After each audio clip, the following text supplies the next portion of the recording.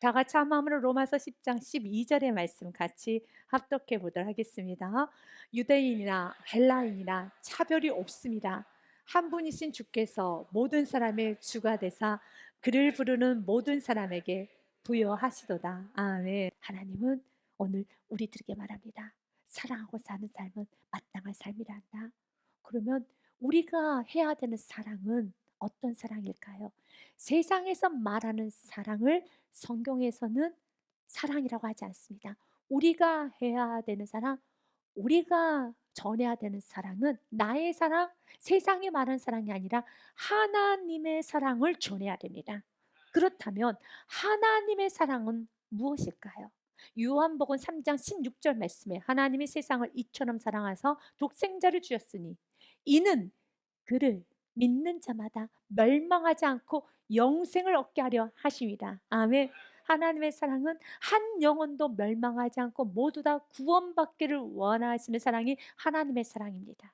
그래서 17절 말씀에 하나님의 그 아들을 세상에 보내신 것은 세상을 심판하려 하심이 아니요 그로 말미암아 세상이 구원을 받게 하려 하십니다. 아멘. 하나님의 사랑은 우리 모두가 구원받기 원합니다. 누구든지 주의 이름을 부른 자는 주님은 구원해 주시기 원하며 복 주시기 원합니다. 모두에게 주님은 사랑을 베풀기 원하며 부여해 주시기를 원합니다. 부여는 복을 말합니다. 12절의 말씀을 현대인의 성경으로 보니 이렇게 되어 있습니다. 유대인과 이방인 사이에는 차별이 없습니다. 그것은 주님께서 모든 사람의 주님이 되셔서 자기 이름을 부르는 모든 사람에게 넘치는 복을 주시기 때문입니다. 나에게만 복을 주시는 것이 아니라 또한 내가 아는 몇몇 사람에게만 특별한 그 사람들에게 복을 주시는 것이 아니라 누구든지 차별 없이 모든 사람의 주님은 복 주시기를 원합니다. 우리는 그 사랑 많으신 하나님을 복 주시기 원하시고 누구든지 주의 이름을 부르면 구원해 주신다는 그 하나님의 사랑을 전하는 것이 바로 전도이며 우리는 그 전도자의 삶을 감당해야 됩니다. 우리가 전해야 되는 복음은 좋은 소식입니다. 이 세상에서 가장 좋은 소식은 어떤 소식인가요?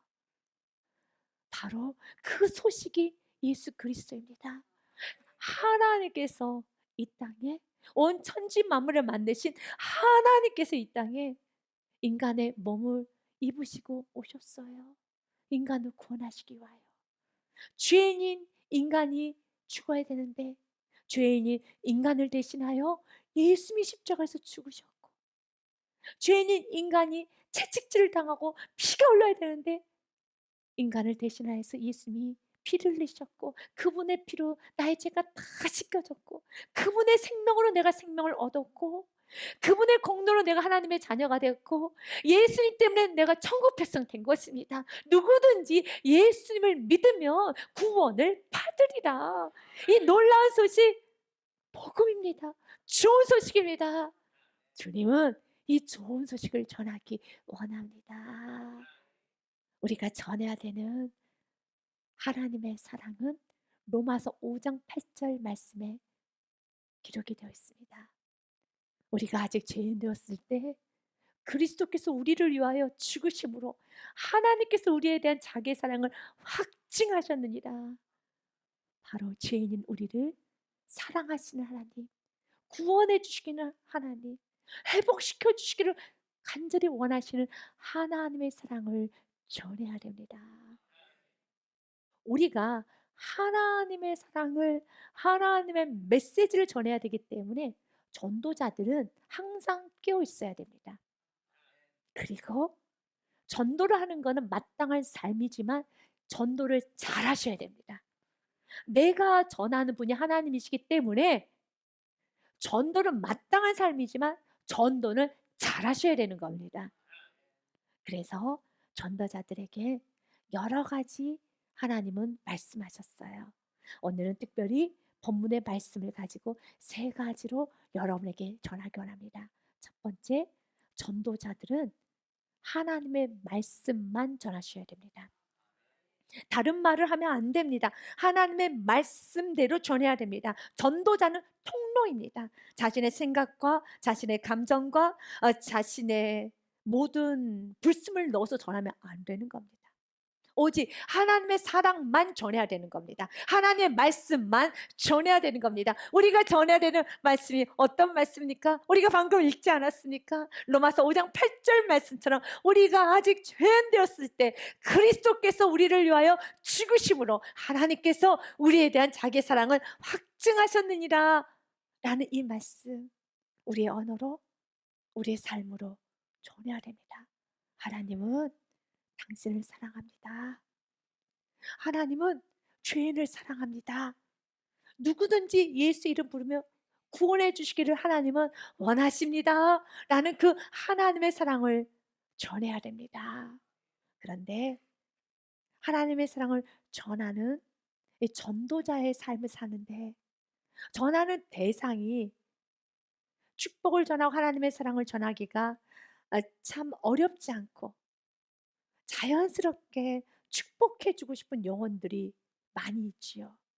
그러나 그렇지 못한 영혼들도 있어요. 주님은 우리가 통로라는 것을 알고 하나님의 사랑을 그대로 이사야 선지자처럼 전하기 원합니다.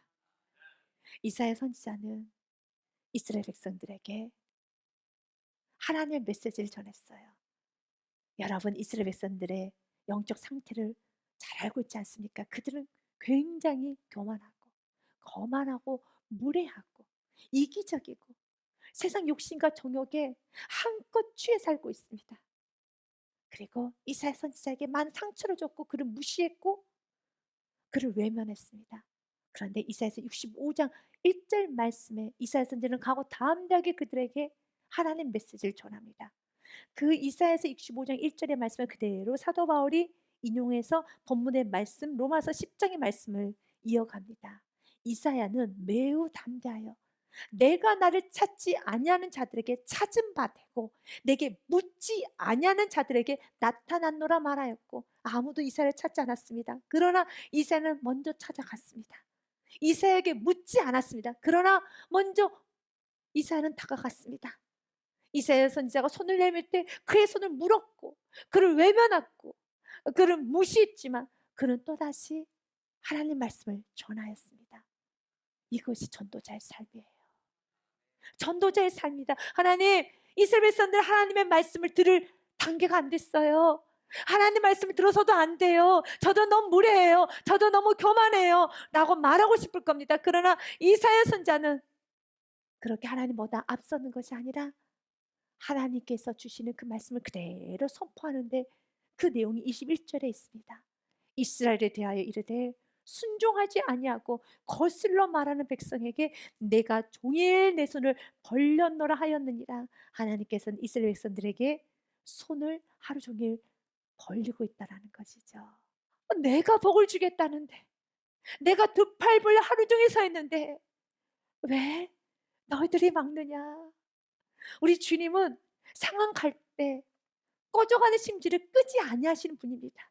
그런데 나는 내 눈에 보기에는 상황 갈 때서 꺾어버리고 싶고 꺼져가는 심지기 때문에 꺼버리고 싶지만, 주님은 그 속에 불씨가 있음을 알고 그 속에 하나님을 사랑하고 살고 싶은 마음이 있다는 걸 알고 오늘도 하나님은 두 팔 벌려 그들을 기다리고 계십니다. 이제 우리가 전해야 되는데 우리가 앞서서 그 하나님의 사랑을 전하는 것이 아니라 내가 꺾어버린다라면, 하나님, 저들은 상황 갈 때예요. 저들은 가망이 없습니다. 포기하셔야 됩니다. 라고 꺼져가는 심지와 같은 그 영혼을 내가 정지하고 판단해서 꺼버리면은, 꺾어버리면 하나님은 오히려 이렇게 말할 겁니다. 너의 마음 안에 있는 악을 꺾어야 되겠구나. 너의 마음 안에 있는 교만을 꺾어야 되겠구나.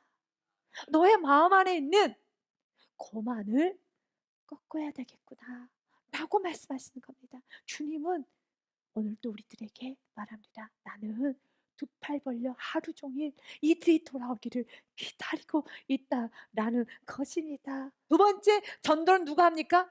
내가 해야 되는 겁니다. 저와 여러분이 구원받지 않았습니까? 누구든지 주의 이름을 부른 자는 구원을 받으리라. 제외대자는 없습니다. 저도요. 네, 맞습니다. 제외되지 않습니다. 나는 하나님께서 제외된다고 생각하지 않으니까 아닙니다. 하나님은 그 누구도 제외하지 않습니다. 누구든지 주의 이름을 부른 자는 구원을 받으리라. 그런데 14절 말씀이 중요합니다. 그런즉 그들이 믿지 아니하는 일을 어찌 부르리요? 듣지도 못한 일을 어찌 믿으리요? 전파하는 자가 없이 어찌 들으리요? 이 말씀을 거꾸로 다시 읽어보면 누군가 주님의 이름을 부르지 못했다는 그 이유는 그 사람이 교만하고 그 사람이 무례하고 그 사람이 세상적인 것이 아니라 전화하는 사람이 없어서 그런 것이야. 아니, 전화하질 않았는데 어떻게 들을 수가 있어? 듣지 못했는데 어떻게 믿을 수가 있어? 믿지 않았는데 어떻게 부를 수가 있어? 주님께서는 지금 모든 그 구원받지 못한 그 영혼의 책임을 누구에게 묻고 있습니까? 그 영혼에게 묻고 있으니까 너무 무례하구나, 너무 교만했구나. 주님은 그 영혼에게 책망하는 것이 아니라 14절의 말씀 누구를 향한 책망입니까? 바로 구원받은 우리들이 전하지 않아서 그들이 주 이름을 못 부르는 것이야. 13절과 14절의 말씀, 여러분, 그 시작은 무엇으로 됩니까? 전파하지 않았기에. 전파하지 않았는데 어찌 들으리요? 듣지 못했는데 어찌 믿으리요? 믿지 않은데 어찌 주 이름을 부르리요? 주 이름을 부르지 않았는데 어찌 구원을 받으리요? 누구에게 책임이 있습니까? 바로 구원받은 우리들, 전하지 않았던 우리들. 주님은 우리들에게 말씀하고 있습니다. 전도하라는 것이죠. 물론 전도는 나의 노력으로만 되는 거 아닙니다. 사단의 소나기에 영혼이 잡혔는데 어떻게 그 사단의 소나기에서 나의 힘으로 뺏어올 수 있겠습니까? 못 뺏어옵니다. 불가능합니다. 그래서 고린도전서 1장 21절 말씀에 보니 하나님의 지혜에 있어서는 이 세상이 자기의 지혜로 하나님을 알지 못함으로 알 수 없어요. 하나님이 역사를 해주셔야 되고 하나님의 은혜 영역입니다. 알지 못함으로 하나님께서 전도에 미련한 것을 믿는 자들을 구원하시기를 기뻐하셨도다. 아멘. 전도에 미련한 것, 전도가 무엇입니까? 사랑의 하나님을 전하는 겁니다. 아니, 사랑의 하나님 전한다고 돼? 믿어. 하나님의 사랑, 하나님께서 용서, 하나님의 긍휼, 하나님의 그 크신 사랑. 모든 사람이 이 사랑을 믿을까? 돌아올 수 있을까? 여러분, 역사는 하나님이 하십니다. 하나님께서는 우리들에게 전하라는 겁니다. 하나님의 사랑을 전하라는 것이죠. 나의 언어를 통해 전하고 나의 삶을 통해 전하기 원합니다. 하나님은 누구든지 주의 이름을 부르는 자에게, 누구든지 주의 이름을 부르는 자에게 구원하여 주십니다. 잘 전하기 위해서는요, 우리에게 하나님의 능력이 필요해요. 우리 힘으로 할 수 없어요. 예배소서 말씀해 보니 6장 12절에 우리의 씨름은 이 땅에서 우리가 사는 세상 가운데 우리의 씨름은 혈과 육을 상대하는 것이 아니요 통치자들과 권세자들과 이 어둠의 세상 주관자들과 하늘에 있는 악의 영들을 상대합니다. 악의 영들을 상대하는데 우리의 힘으로, 나의 지혜로, 나의 언변술로, 나의 노력으로 못합니다. 안 됩니다. 하나님이 도와주셔야 되는 겁니다. 우리는 순종할 따릅니다. 우리는 전할 따릅니다. 역사는 주님이 일으키시는 겁니다. 그래서 예수님께서는 전도를 하기 전에 전도자들에게 먼저 말씀하셨어요. 너희가 나의 증인이 되기 전에 먼저 챙겨야 될 것이 있단다. 사도행전 1장 8절 말씀하니 먼저 우리들 해야 될 건 권능부터 받아야 됩니다. 오직 성령님이 너희에게 임하시면 너희가 권능을 받고 예루살렘과 온 유대와 사마리아와 땅끝까지 이르러 내 증인이 되리라 하시도다. 권능을 받으셔야 돼요. 여러분이 예수님 영접함으로 여러분 안에 성령님이 계십니다. 그 성령으로 충만해져야 되는 겁니다. 주님은 우리가 우리의 마음이 하나님 나라로 충만하기 원합니다. 네, 세상이 나의 마음에 가득한 것이 아니라 하나님의 나라로 충만하고 영원으로 충만한 하나님, 내가 이 땅에 사는 동안에 나를 통하여서 나의 가족이, 나의 친척이, 내가 머무는 그곳에 하나님 나라가 확장되기 원하며 그 영혼이 예수 만나기 원합니다. 정말 이 기쁨을 아셔야 되는 겁니다. 천국 백성 되기 원합니다. 나의 삶을 통하여서 나의 모든 순간순간마다 예수님이 드러나기 원합니다. 나와 같이 천국 백성 되기 원합니다. 나와 같은 예배자가 되기 원합니다. 그래서 베드로처럼, 요한처럼, 나는 오늘 말하지 않고선 견딜 수가 없어. 당신들이 나에게 입을 다물라고, 당신들 더 이상 떠들고 다니면 당신들 크게 위험에 처할 것이라고 나에게 압박을 하고, 나에게 경계를 하고, 나를 짓눌러도 나는 말할 수밖에 없다라는 것이죠. 베드로와 요한이 대답하여 이르되 하나님 앞에서 너희의 말을 듣는 것이 하나님의 말씀을 듣는 것보다 옳은가 판단하라. 그리고 20절에 우리는 보고 들은 것을 말하지 아니할 수 없다니. 아멘. 내가 보고 들은 것을, 내가 만난 예수님을, 이 진리를 나는 보고 들은 것을 말하지 아니할 수 없다. 나는 말할 것이다. 이제 베드로는 도망가지 않아요. 과거 베드로는 도망갔어요. 왜 그렇습니까? 예수님을 사랑했고 예수님의 뒤를 따른 제자의 삶을 살았으며 예수님의 뒤를 따르기 위해서 배와 그물도 버렸지만 베드로 안에는 영혼이 없었습니다. 하나님의 나라가 없었습니다. 그래서 예수님께서 예루살렘 입성할 때 베드로 생각했어요. 이제 예수님이 예루살렘 입성하며 이제 예수님이 왕이 되고 나는 높은 자리에 앉고 나는 화려하고 사람들이 정말 나에게 성공했다고 나를 추앙할 것을 기대했습니다. 그런데 예수님이 십자가에 매달리는 거예요. 이해가 안 됐습니다. 감당이 안 됩니다. 그래서 도망가 버렸어요. 그래서 예수님을 부인했어요. 예수님을 떠났어요.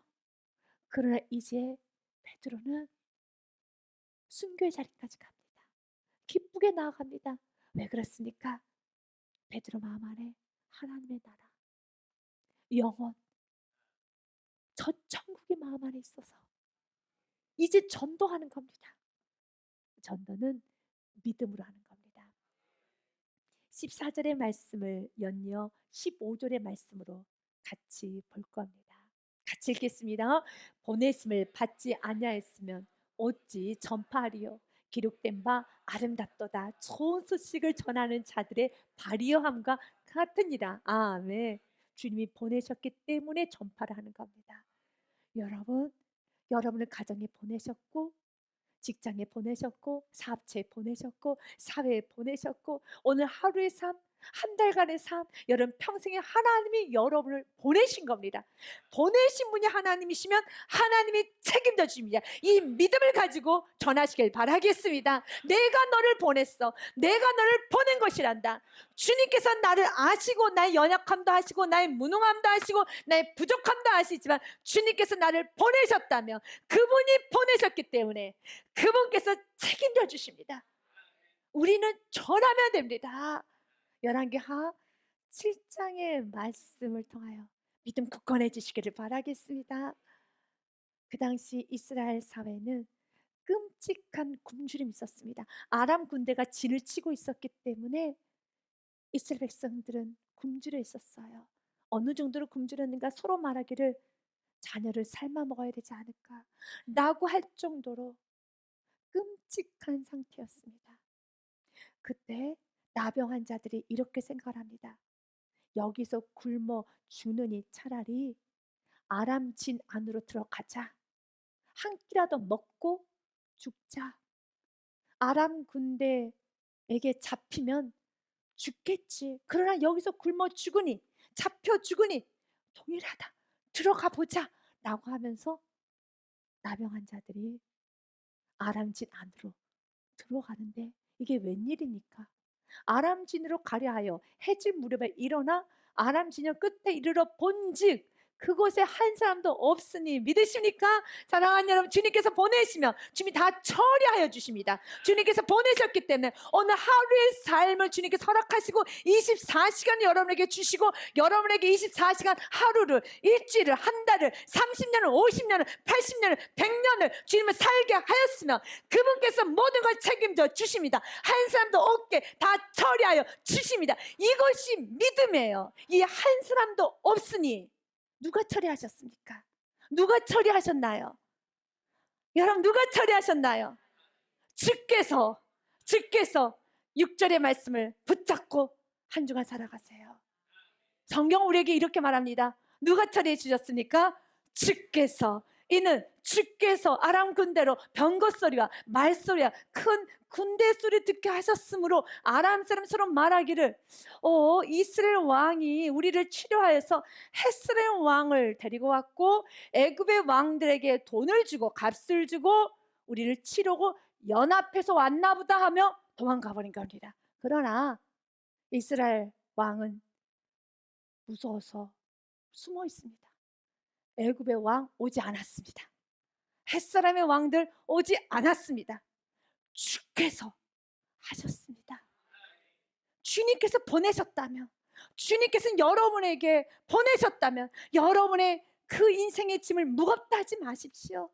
주님께서 감당할 시험에는 주지 않습니다. 그렇기 때문에 여러분의 마음 가운데 영혼에 대한 아픔이 있고 믿음으로 살아야 된다라는 그 은혜가 나에게 임했더라면 제한하지 마시고 믿음으로 사시고 믿음의 길을 가시고 좁은 길을 가시고 말씀대로 살아보십시오. 하나님께서, 주께서 치워주세요. 주께서 해결해 주세요. 주께서 역사해 주십니다. 주께서 모든 건 다 하셨습니다. 주님은 이 믿음을 가지고 살기 원합니다. 믿음 없이 사는 것이 아니라 믿음으로 살기 원합니다. 의인은 오직 믿음으로 말미암아 살리라 함과 같으니라. 아멘. 이제 우리는 8절과 9절의 말씀을 가슴에 담고 나아가야 됩니다. 이들이 아람진 안에 들어와서 먹기 시작합니다. 너무 배가 고파서 실컷 먹습니다. 그 나병 환자들이 진영 끝에 이르자 한 장막에 들어가서 먹고 마시고 거기서 은과 금과 의복을 가지고 가서 감추고 또다시 와서 다른 장막에 들어가 거기서도 가지고 가서 감추니라. 실컷 먹었습니다. 실컷 감췄습니다. 실컷 챙겼습니다. 사랑하는 여러분, 이제 어떻게 해야 될까요? 이젠 실컷 먹었으면 그만 먹고 그 놀라운 아름다운 소식, 자기의 자녀를 삶아 먹어야 된다라는 끔찍한 굶주림에 있는 이스라엘 백성들에게 전해야 되는 겁니다. 만약 전하지 않는다면 벌 받겠구나 라는 생각을 나병 환자들이 하게 됩니다. 9절 말씀해 보니 나병 환자들이 그 친구에게 서로 말하되 우리가 이렇게 해서는 아니 되겠도다. 오늘은 아름다운 소식이 있는 날이거늘 우리가 침묵하고 있도다. 만일 밝은 아침까지 기다리면 벌이 우리에게 미칠지니 이제 떠나 왕궁에 가서 알리자, 전도하자, 알리자, 전도하자. 여러분이 은혜 많이 받으셨습니까? 여러분 입술로 고백했습니까? 나 은혜 많이 받았습니다. 내 영혼이 살아났습니다. 나 다시 회복이 되었습니다. 기쁨 충만합니다. 십자가 사랑 깨달았습니다. 하나님의 살아계신 역사실 보았습니다 라고 고백하셨습니까? 여기서 더 먹겠다고, 은혜만 받겠다고 머물러 있으면 성경은 말합니다. 벌 받아. 내가 전할 때 우리에게는 희생해야 될 대가가 있어요. 마치 나병 환자들에게도 그렇습니다. 나병 환자들은 전염병이라고 그 당시 사회에서는 생각을 하였기 때문에 격리가 되었습니다. 그래서 알리는 순간에 나병 환자들은 다시 자신들이 살아가는 굴 속에 들어가 살아야 돼요. 더 이상 이제는 그 풍성한 음식과 옷과 은금을 취할 수 없어요. 이제 끝입니다. 이제 그들은 다시 동굴로 들어가야 돼요. 끝이에요. 그러나 사랑하는 주님 우리에게 말합니다. 복음 전하면 하나님이 여러분 인생을 책임져 주십니다. 때로는 내가 손해보는 것 같고, 내가 희생하는 것 같고, 내 시간, 나의 물질, 나의 감정적 소비, 나의 모든 것이 손해보는 것 같지만 그렇지 않습니다. 주님 오늘 말합니다. 사랑받은 자가 사랑을 전하는 것이 마땅한 것이고, 구원받는 자가 전도하는 것 마땅한 것이고, 전도하는 삶에 있어서 주님 약속합니다. 내가 너와 함께하리라. 내가 너와 함께합니다. 그래서 전도하는 자의 인생은 아름다운 인생이라는 겁니다. 그가 가는 발걸음마다 아름답습니다. 이번 한 주간도 전도합시다. 나는 누구인가요? 나는 전도자입니다. 아멘.